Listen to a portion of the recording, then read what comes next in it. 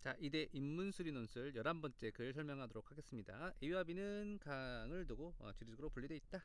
서로 구역이 없는 자급자족 경제를 하고 있는 상태에서 각각의 쌀 2kg, 배추 4kg을 생산하는 데 필요한 시간들을 각각 표로 이렇게 알려주었습니다.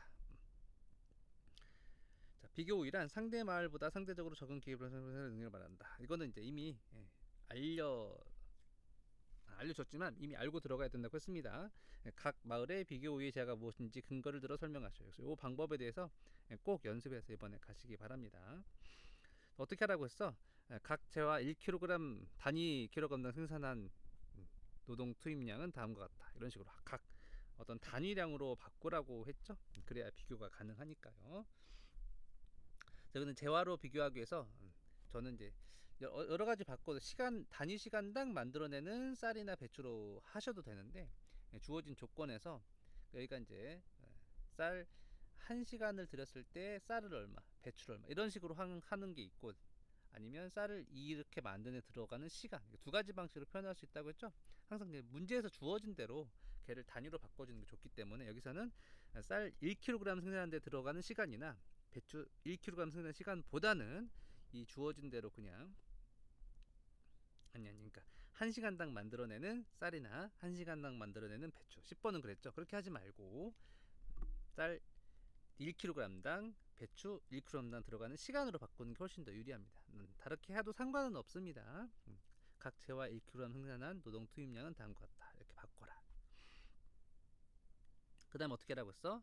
이렇게 시간은 곧 비용이라고 했죠. 그래서 A마을에 배추 1kg, 쌀 2kg에 들어가는 비용은 시간이란 말을 써주는 게 좋겠다.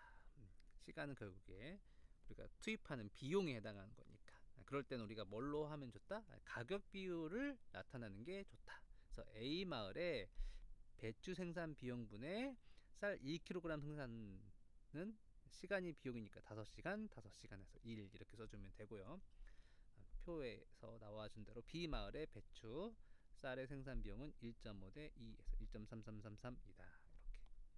이렇게 우리가 가격 비율이라고 했죠. 이거를 A마을의 가격 비율이 1, B는 1.3으로 A마을이 더 작죠. 작다는 거는 이 분자에 해당하는 비용이 더 적다라는 거죠. 비교를 했을 때 분자를 만들어내는데 더 시간이 적다. 즉 쌀 생산에 상대적으로 비용이 적게 들어간다. 그러므로 쌀 생산에 비교 우위가 있다. 이렇게 설명해 주면 되겠습니다. B마을은 이제 상대적인 개념이니까 이보다 값이 크다는 건 쌀 생산에 들어가는 비용이 상대적으로 더 많아. 그럼 반대로 배추 생산에 비교 우위가 있다. 이렇게 해주시면 되겠습니다. 비교 우위의 개념을 그냥 알고 있고 걔네들 어떻게 비교하는지를 알고 들어가자. 자, 2번 생산 가능 곡선이라는 말을 안 알려줬는데 이렇게 문제 나오고 있죠. 생산 가능 곡선 우리 수업 시간에 배웠습니다. 모든 재화를 다 투여했을 때 배추가 얼마 만들어지는지 쌀이 얼마 만들어지는지 그림을 우리가 생산 가능 곡선이라고 합니다. 두 마을의 생산 가능 곡선을 그리시오. 이것도 개념을 알아야 풀 수가 있겠네요. 자, A마을에 한 달 동안 총 들어갈 수 있는 시간이 120시간이라고 문제에서 알려줬습니다. 120시간을 들여서 쌀만 생산하면 쌀을 1kg 생산하는데 A마을은 얼마나 걸린다고? 5시간이 걸려. 5시간이니까 120을 나누면 24이죠.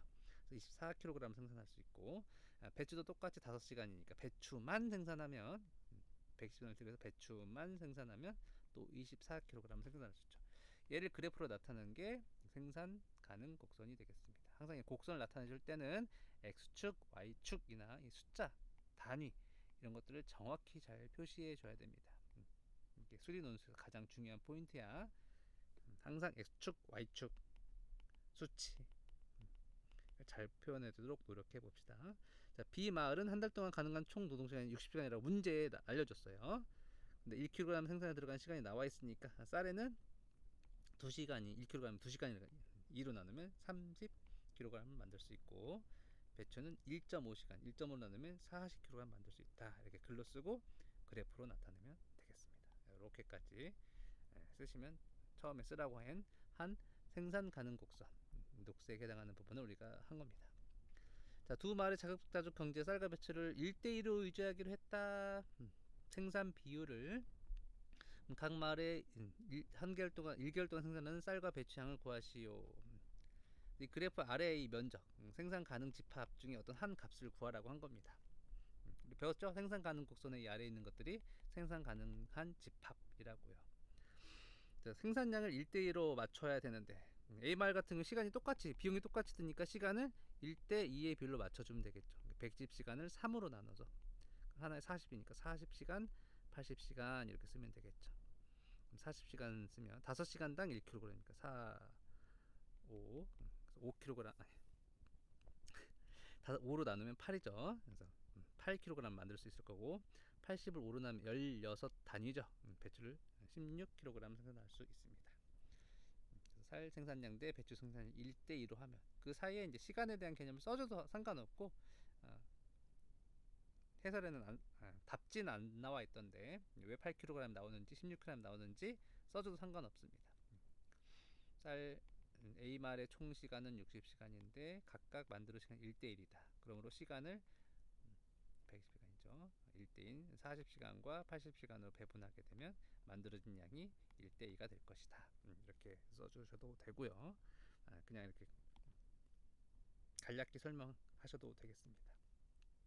B말은 60시간이 들어가는데 쌀과 배추가 1대2로 만들어지려면 시간의 비율을 재화를 1대2로 투여를 하겠죠. 그래서 2대3으로 시간을 투여하면 되겠습니다. 60을 5로 나눈 12시간을 12 곱하기 2 해서 24시간인데 12 곱하기 3은 36시간 이렇게 배분을 하면 생산량이 1대2가 되겠죠.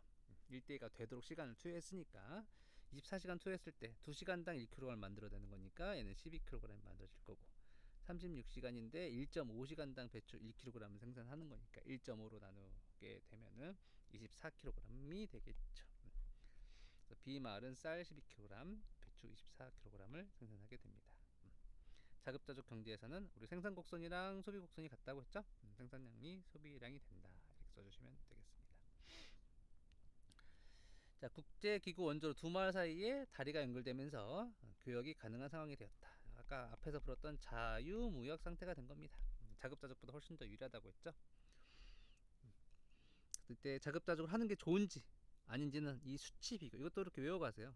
왜 자유무역이 좋은지 원래 이렇게 설명하는 겁니다.